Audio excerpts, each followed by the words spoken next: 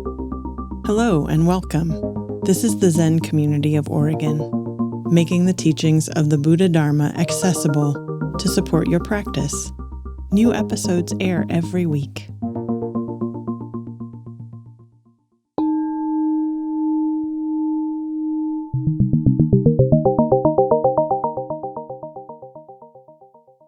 I want to make a confession, and that is, I think this is really fun. And I was a monk for almost 16 years, so, you can take the monk out of the monastery, but you can't take the monastery out of the monk. So being together and eating cookies and talking about the Dharma, yeah, I really like it. And thanks for coming. Tonight, I'm going to do a talk that was inspired by one of Tendo's dreams. So Tendo, it's this fine person back here who's the head of Zendo, soon to pass that role on. Tendo said, "Oh, I had a dream with you in it." And I always kind of cringe when I hear that, because I'm like, oh no. I'm often the person who's like, you're not doing it right in people's dreams. Sometimes we internalize teacher figures. But he said, in this dream, you asked me, what are 5 things to make the path easier? Is that right? 5 things? You asked me to tell you what are 5 things to do to make the path. Yeah, I asked you to tell me. I don't know if it was quiz or if I was just asking for advice, which would be great. And I don't remember if you answered me. I didn't have any. I realized it was a dream at that point. Okay. So you realized it was a dream at that point, yeah. But when you shared that, I thought, well, that's a great template for a Dharma talk. So that's what I wrote about. And this isn't necessarily what I would tell Jay, and it's not necessarily what I would tell you if we were having a one-on-one conversation and you said, what are 3 things that I can make my path easier? Because we all have our own mix of complication that we bring to this practice. So this is just general what came to mind since he shared that dream with me. So, and this is kind of one of those talks that's all over the place. I'm just throwing things at the wall and seeing what sticks. So some of this might be relevant to you and some of it not, and you can sort that out.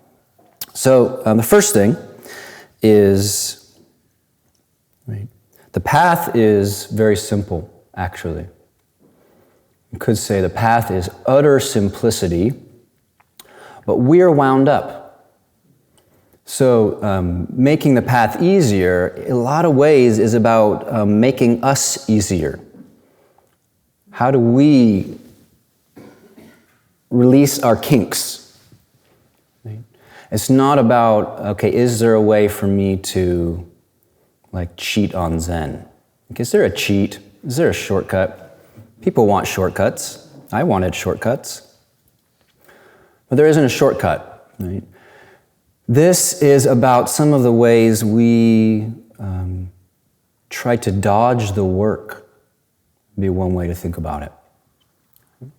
So the first point that came up for me is that many people would make the path easier if they took seriously a body practice. Now, what I mean by a body practice is not going hard at the gym. Right? That could very well be an ego practice. That could be I'm afraid of death practice. Right? It could also be some healthy things. But what I mean by a body practice is some way that you are thoroughly dropping out of your head and pervading your body with awareness. Right? And why is that important? Now, first of all, we underestimate how thinky we are. Or it's hard for us to know just how thinky we are because there are fewer and fewer people in this world who are not like that. Because of the deluge of information, because of the way we put facts and knowing things on the altar. One of my teachers, Keith Dowman, he was asked about the lamas in Tibet that he trained with in the 60s and 70s. And he said they were so spacious, it was like hanging out with them. They had a few thoughts every 5 or 10 minutes.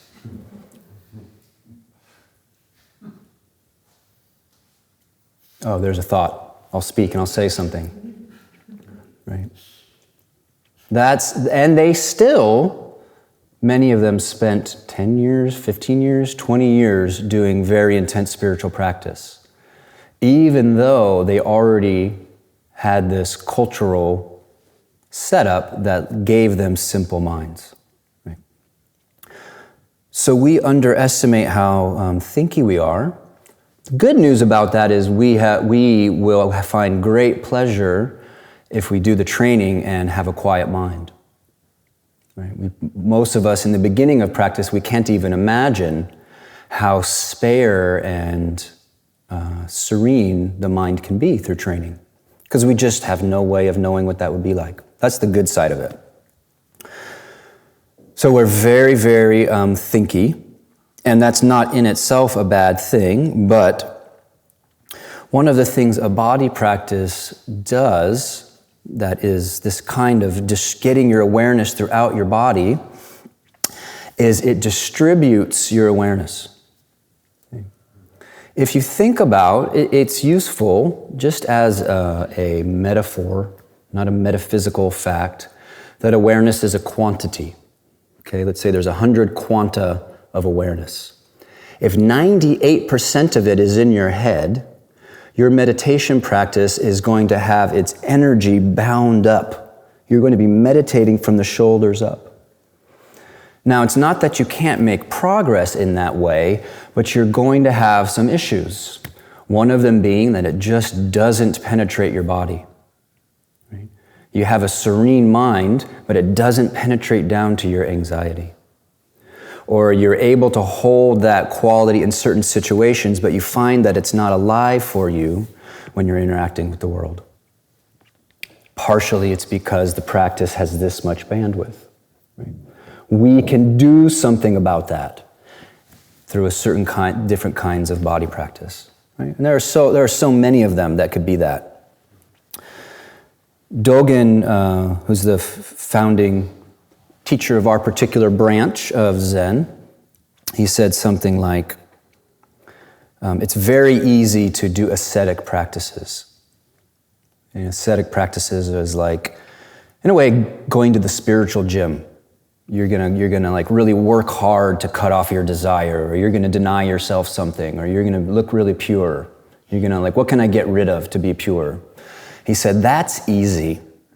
What is most difficult and most valuable is harmonizing body-mind. That's what I'm talking about. Harmonizing body-mind. Mind, in this sense, being awareness.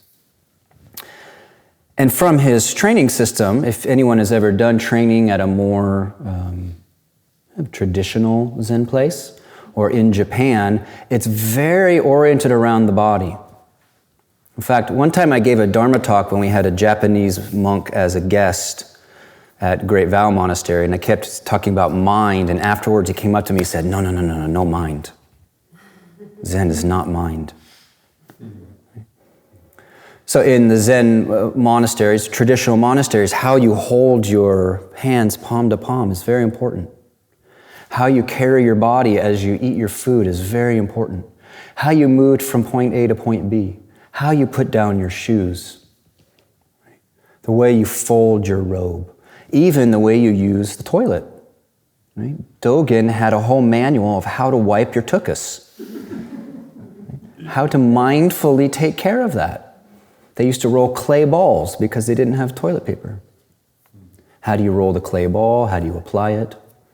Right? Everybody knows that's a place of great mindfulness.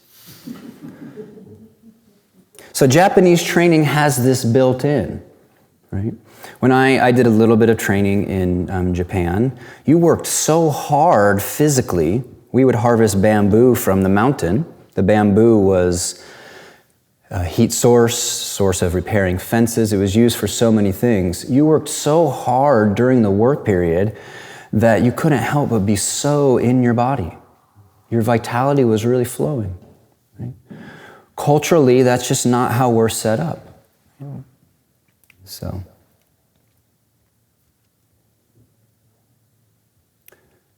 you might be able to now you could think of this as expediting or clearing obstacles to your meditative development by considering some kind of body practice a part of this.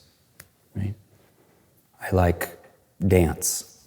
You might like Tai Chi or mindful running, or it could really be anything. It's how you do it, not so much what you do.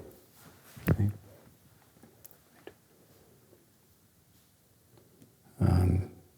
Just another note on this, many traditions develop their own body practices. Right? There's a legend that Kung Fu came from the founder of Zen. Right? You can look up Shaolin Bodhidharma. Right? And the legend in China is that the founder of Zen, because he felt that his monks were stagnating from doing so much practice and stillness, developed Kung Fu. Right? And so Zen has these arts, and then of course Tibetan Buddhism has various physical and energetic yogas. So you can actually find those that come out of these traditions as well. Okay. But I highly recommend it. Makes the path easier. Okay. Next thing, which is related, is to do the groundwork of concentration. In the short term, it doesn't feel so easy, right? You feel like, oh, I don't really like to see how untrained my mind is. I don't really like to sit down and work with steadiness of attention when I can practice like so-and-so said on YouTube, and it feels really good. The major culprit is people love open awareness. Oh, can I just practice open awareness? And the teacher says, no, you should concentrate. And then you think, you just don't get me. If you could just be there when I do open awareness, it's yummy. Now, sometimes they're right. But more often, what they're experiencing is a kind of spaciness, right? A kind of feels good to a little bit space out and call it meditation. Right? Feels good to relax a little bit and have your perception open. The work of concentration is the basic skill of holding the window of awareness steady. Okay? If you don't do that training, then every other practice you do is lacking its potency. Okay? Now, one can do an open style practice with the spirit of concentration, yes. But the ability to hold attention steady is really essential. I know a very senior teacher, someone who he's practiced for like 50 years. And this person told me that they had met a teacher about 20 years ago who really emphasized training in stages of concentration, which his root teachers didn't emphasize that. And he's a good student, and so already that's very instructive. This person is a teacher, practiced for 50 years, and is working with the teacher that far into their practice anyway.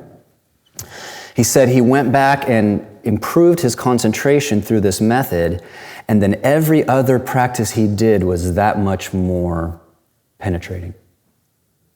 The different kind of insight practices, the practices of opening the heart, right? The practices of open awareness, because they had the torque. They had the power of concentration fueling them.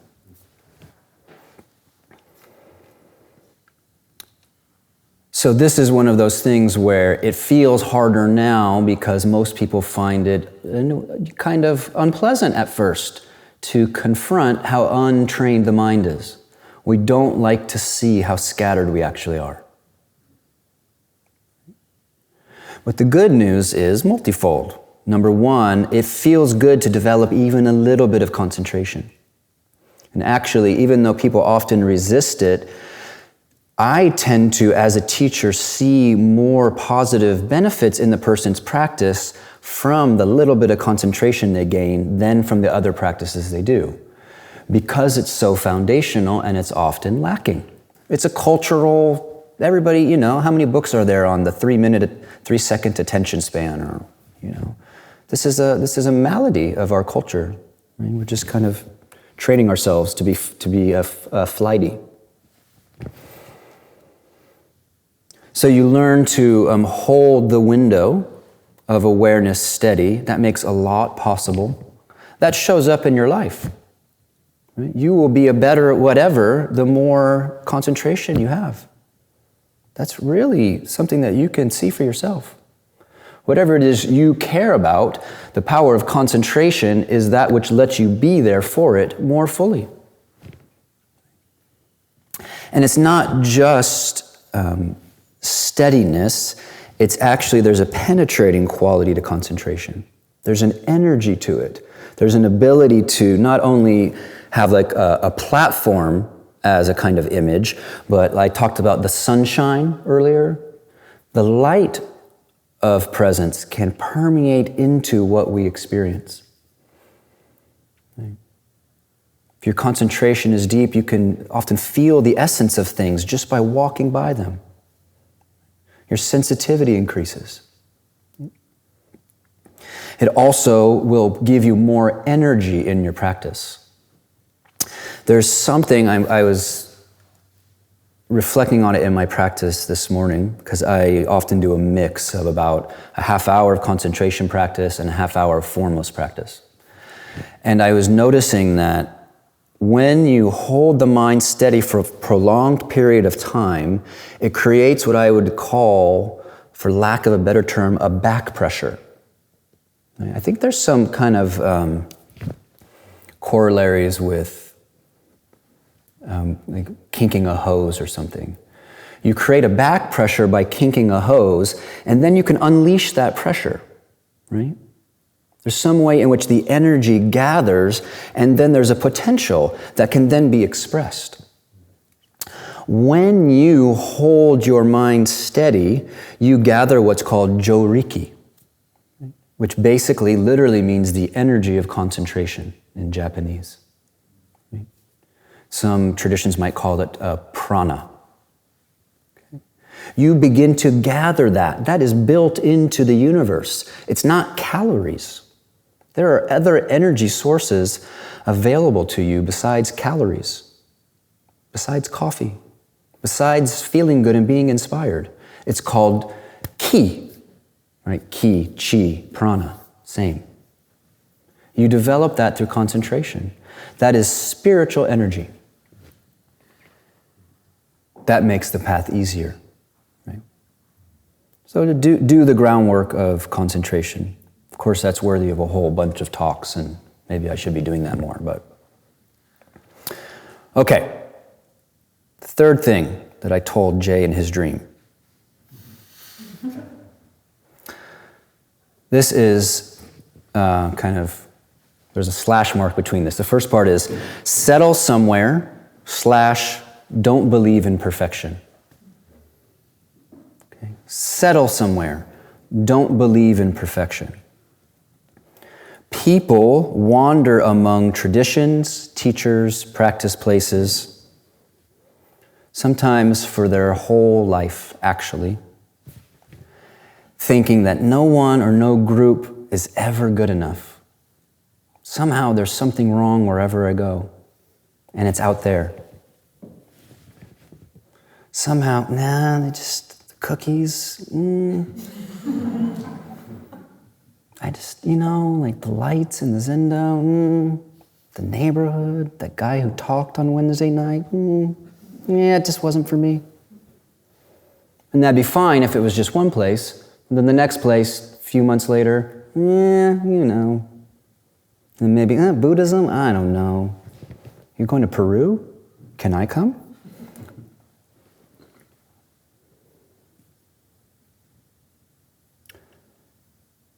If we don't ever, I've been using this phrase, get backed into a corner, and now I'm afraid that's not very sensitive. It's a little bit evokes violent images. But I'm going to stick with it for now, and you can tell me if you found it problematic. If we don't ever get backed into a corner with our practice, we will never stop enough to see both through our own conditioning and through our ordinary mind. In other words, through our behavioral conditioning and then through the smokescreen of thoughts.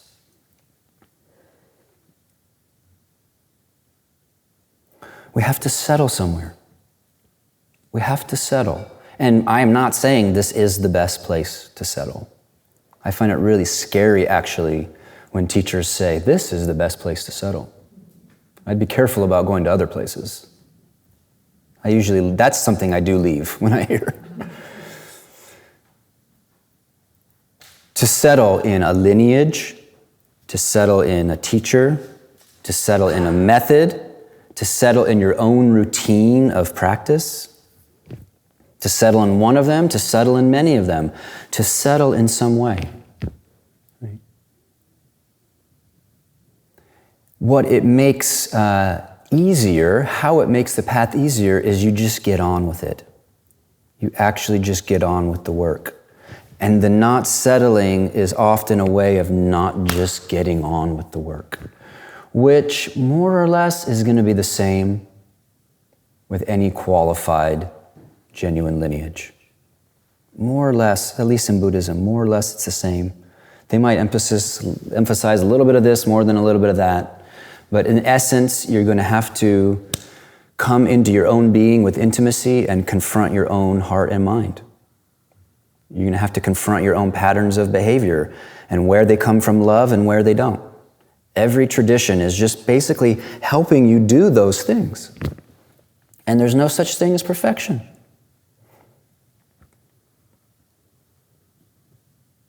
No. Do you believe in perfection? Right? From a Zen point of view, the only thing that's perfect is the luminous nature of mind. But even that's got some flaws. There's no such thing as perfection. Zero, zip, no person, no tradition, no teaching. There's never going to be a system that fully suits you. And if it did, that's a big problem for you, because then you wouldn't be backed into a corner. Don't believe in perfection. Now, I had this insight recently, thinking about what I was thinking about, and it scales to other dimensions of life, but I was thinking about how many times I went into Sanzen. That's the short meeting with the teacher in Zen. And I don't know, I went 3 times a week for 15 years. More than 3 times a week, sometimes.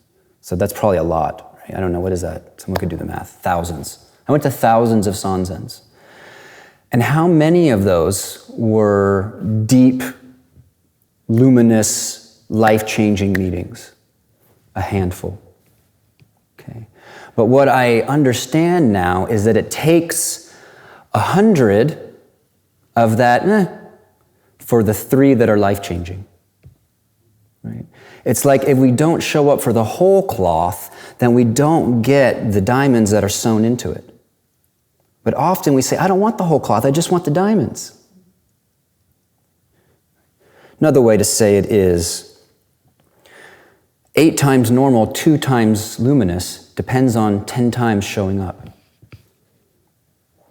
True for so many things in life, but very true for spiritual practice, which necessitates repetition. Right? So you make your path easier by not believing in perfection and just settling somewhere. Just settle. Now someone says, how do I settle? Right? That's another issue. Or I'm unsettled. How can I settle? That's a different kind of discussion. But one thing you can look at is the mind that says there's something not quite right here, and is that a pattern? And another thing you can look at is, do I believe in perfection? Okay, related. The next thing I'm saying into this dream to make the path easier is make friends with other people who are into it. Now, the Buddha is well known for saying, I'll paraphrase, his cousin was like, I think, buddies on the path are kind of helpful. And the Buddha was like, no, they're super helpful. They're really important. They're not just kind of helpful, they're really helpful. Make friends with other people, real bonds and connections with other people who are into the path. Because first of all, the spiritual path is hard, and it will not be easy. Right? I'm giving this talk, which is sort of a false premise that you can make the path easier, but you can't make it easy. The spiritual path is hard. You will encounter resistance, overt resistance and subtle resistance. This is a fact. This is a guarantee. I mean, there's no... one of the benefits of reading spiritual autobiographies is to hear firsthand from great practitioners just what they faced as they did what we're doing. Right? The tremendous amount of inner challenges they faced. Tremendous amount. There's a poem, I wish I had it handy, by one of the great Zen teachers named Joshu, who is renowned, one of the most important masters in Zen. And sometime, well into his ordination, he went into private retreat, and he has this thing called the Song of the 12 Hours, where it's basically him complaining about how depressed he is, and how much it sucks to be a monk. He's like, the rice is shoddy, nobody respects me, I'm cold, I'm bored. Why did I choose this life? But he became one of Zen's greatest teachers, right? One of the most important masters. But this was what he went through. We're not going to be an exception. The spiritual path is hard. Sometimes it is only your relational bonds that will hold you to this sacred fire. It's only the attachments that you form with the other people who practice that will keep you showing up. That's it. And it could be with someone who's a peer, it could be with the teacher. I happen to be blessed with both. I remember a time in my practice that was so hard at the monastery that when Jogen Roshi, who was my prime teacher, would leave to come to Portland, I would be like, oh no, I don't even know how I'm going to make it through the day without him here. Like, I just need him to be around here and to feel his faith in what we were doing, because I was just in such a hard period. I depended on him as a spiritual friend during that time. And the same was true in different ways with other practitioners who I practiced alongside. Sometimes only your relational bonds will hold you to the sacred fire, because everything else in you says, I got to get out of here. And you're believing your thoughts. You're believing your resistance, guaranteed. It will sound so convincing. Oh, no, I don't care what they say. This place is off. It is this place. Or I don't care what they say. It is not right for me. Occasionally that's true. Often it's not. But then someone else is steady in their faith that you respect, that you're connected with, that you like just being around. So make friends with other people who are into it. It's also important that we have people that we process what we go through in the practice. Okay? There are some things that you might have a teacher, but you're going to be more comfortable, or it's at this point you're not going to bring it to them. You need to talk it out. You need to kind of you need to commiserate about what you're going through with another practitioner.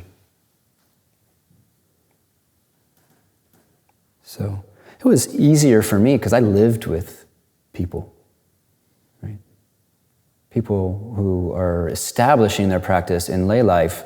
You have to be creative about this, but really make friends with other people into it. Let the practice be the basis of that friendship. One thing I can say is that the friends I've made in the Dharma have been tremendously loyal friends. They have been people who have not ghosted on me when I hit rough patches in my life.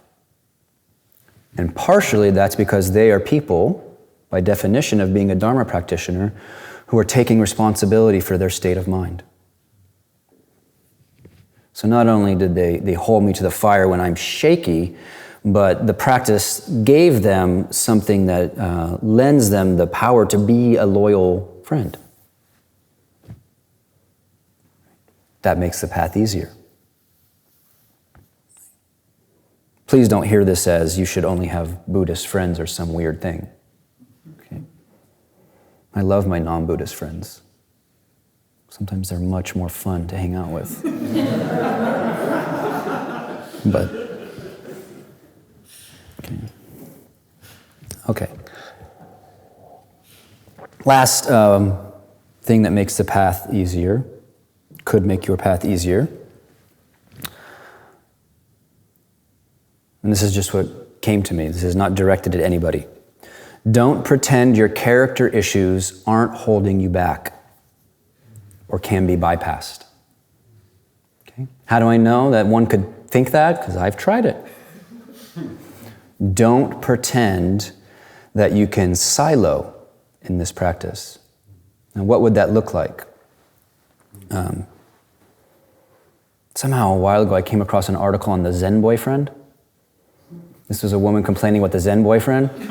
The Zen boyfriend is like, honey, I don't want to talk about it. I'm just not entangled in worldly concerns. But someone's got to clean the cat box. What cat box?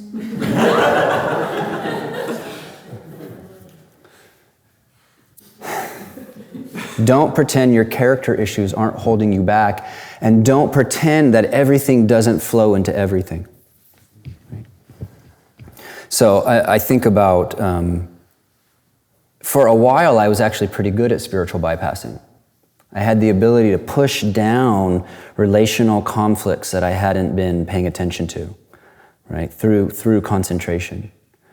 But then eventually I had all these strange things happening in my body. I had different aches and pains and, well, interesting that I'm getting sick like this. What are these boils coming out of my neck? As you practice, everything will come out. It will surface. So, last couple of months I was talking about precepts work. I was talking about the ways in which the Buddhist precepts can be a mirror for what actually is the character issues. How can we see what they are? How do we know? Right? So precepts work really is addressing this. But even then, sometimes we have this uncanny ability to really rationalize things. You have to, one of the hard things about practice is the rationalizing mind. That function of us is so convincing and so sophisticated. I mean, think about what human beings are able to rationalize. We're able to rationalize killing people because they think differently than us. We shouldn't think that capacity doesn't trickle down to us on some level.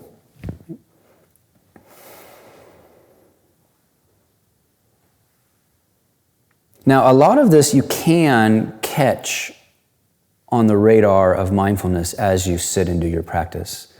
You could pay attention to how much your distractions are about being right in some relationship in your life, or how much does your internal dialogue consist of you arguing with an imaginary person.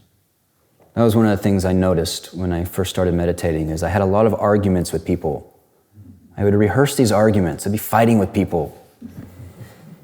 And at first I was just fighting with them about like ordinary things, and then as I became a Buddhist, I was fighting with them about spiritual things. You don't know what the Buddha said, stupid ass. Whatever. I don't know if I actually thought that, but it probably wasn't that far from that. There was some anger that I didn't want to admit, and rationalization sort of, they have us not look at the underlying emotion because we're right. And when we're right, we get this right pass. I got a right pass. I don't have to look at this. So to not pretend that a character issues aren't holding us back. To phrase this positively, we could say, believe that character work is an integral part of spiritual practice. It's not, oh, you should now become a nice person. Work on being nice. That's not that. But we've got to look at what is the source of conflict in our life? Where are the places that we withhold love? Where do we abandon people? Right? Even a person who's in a lot of character work still has places where they abandon people. We kind of just snap our heart shut as if the other person doesn't exist. It gets more and more subtle.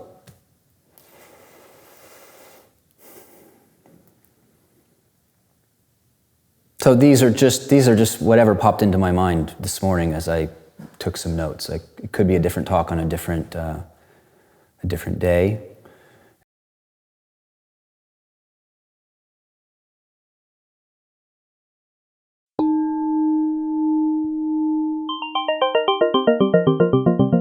Thank you for listening to the Zen Community of Oregon podcast, and thank you for your practice.